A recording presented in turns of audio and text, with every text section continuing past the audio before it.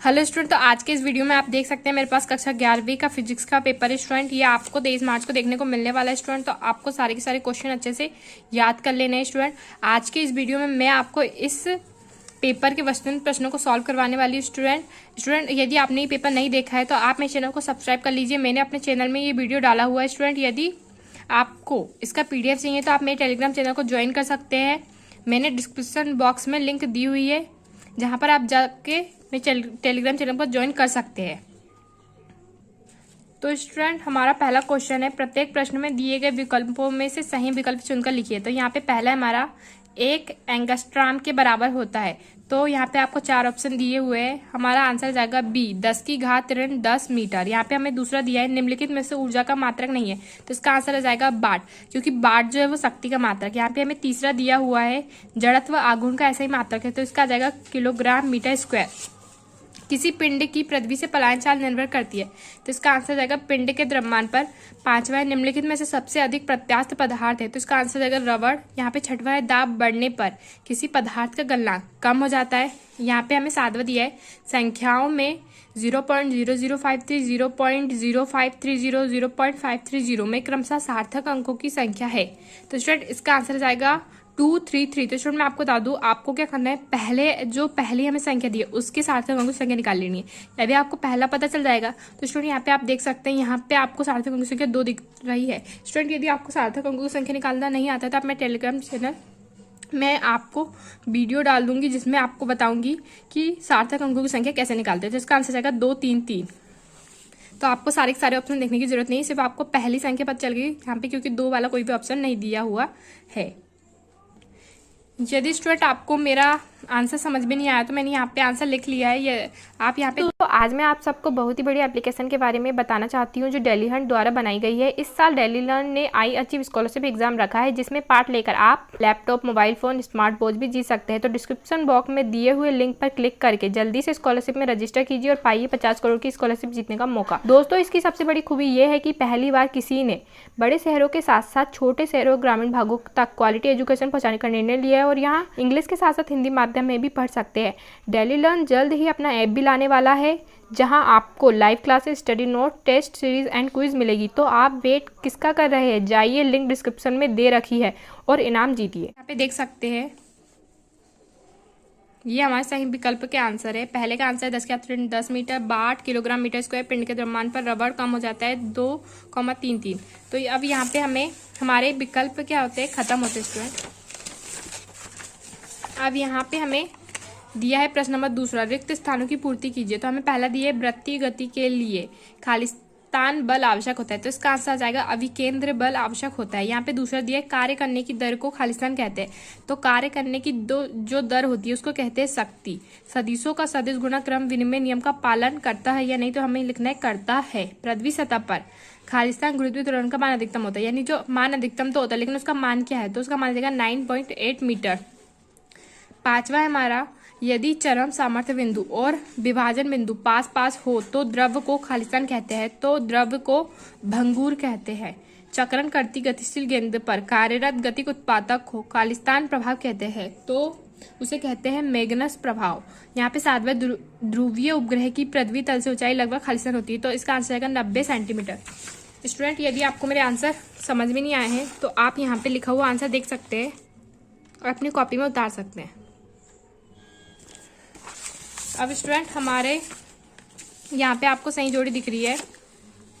स्तंभ आ के प्रत्येक कथन के स्तंभ में उपयुक्त विकल्प चुनकर सही जोड़ी बनाइए। तो यहाँ पे आपको पहला दिया है कोणीय संवेग। तो इसका आंसर जाएगा रेखीय संवेग गुणित आघूर्ण भुजा श्यानता गुणांक। तो इसका आंसर जाएगा पास। और तीसरा गुरुत्वीय त्वरण, तो इसका मान क्या था, 9.9 मीटर। चौथा सार्वत्रिक गुरुत्वीय नियतांक, तो इसका आंसर जाएगा न्यूटन मीटर स्क्वायर किलोग्राम की पावर -2। प्रतिबल क्या है, अदिश राशि है। जल का हिमांक, तो इसका आंसर जाएगा 273 केल्विन। और जल का क्वथनांक तो 373 केल्विन। तो मैं आपको बता दूं, जल का हिमांक क्या होता है, वो 0 डिग्री सेल्सियस होता है। उसे केल्विन में बदलने के लिए 273 जोड़ना पड़ता है। तो ये हो गया 0 + 273 केल्विन। अब जल का क्वथनांक क्या होता है, 100 डिग्री होता है, 100 डिग्री सेल्सियस। तो आपको क्या केल्विन में यहाँ पे आंसर दिया, तो आप क्या करोगे, 100 में 273 जोड़ दोगे तो वो केल्विन में परिवर्तित हो जाता है। तो इसका आंसर आएगा 373 केल्विन। अब स्टूडेंट, हमारे यहाँ पे हमें दिया है, एक शब्द अथवा वाक्य में उत्तर दीजिए। पहला है पार्सेक किस राशि का मात्रक है, तो पार्सेक दूरी का मात्रक है। और दूसरा हमें दिया है प्रक्षेप किसे कहते हैं। तो स्टूडेंट इसका आंसर हो जाएगा, यहाँ पे आप लिखा हुआ आंसर देख सकते हैं स्टूडेंट। यहाँ पे मैंने सही जोड़ियों को भी मिला दिया है, आप लिख सकते हैं अच्छे से। अब ये हमारा है पार्सेक जो है वो दूरी का मात्रा। अब हमने पूछा है हमें सेकंड क्वेश्चन प्रक्षेप किसे कहते हैं, तो इसका आंसर आएगा जब किसी वस्तु को ऊर्ध्वाधर दिशा से भिन्न किसी अन्य दिशा में फेंका जाता है तो वे ऊर्ध्वाधर तल में वक्र गति करती हुई पृथ्वी के किसी अन्य बिंदु में आकर गिरती है, तो वस्तु की इस गति को प्रक्षेप गति कहते हैं। तो स्टूडेंट मैं आपको समझा देती हूँ। जैसे कोई वस्तु है ऊर्ध्वाधर तल यानी ऊपर की ओर, यदि वो ऊपर की ओर से हटके कहाँ है किसी और अन्य दिशा में गिर जाती है तो वो क्या करती है, ऊर्ध्वाधर तल में वक्र गति करती है, ऐसे गोल टाइप में यानी वक्र की तरह गति करती है। तो वो अन्य बिंदु पे थे, तो वो यहाँ से फेंकी गई थी, वो यहाँ पे आ गई। तो इसकी जो वस्तु की जो गति होती है, जैसे हमने गेंद को फेंका या कोई तोप उससे गोला छूटा, तो उसकी जो गति होती है उसको कहते हैं प्रक्षेप गति। अब यहाँ पे स्टूडेंट हमें तीसरा क्वेश्चन दिया है एक बिमीय संघट किसे कहते हैं, तो इसका आंसर यहाँ पे दिया हुआ है हमें सीधी सरल रेखा में दो पिंडों का आपस में टकराना एक बिमीय संघट कहलाता है।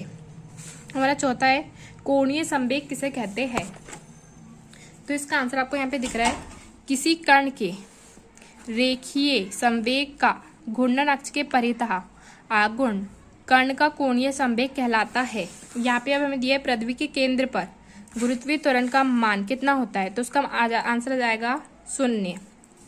अब यहाँ पे हमें दिया है श्यानता क्या है, तो श्यानता की परिभाषा यहाँ पे आप देख सकते हो स्टूडेंट।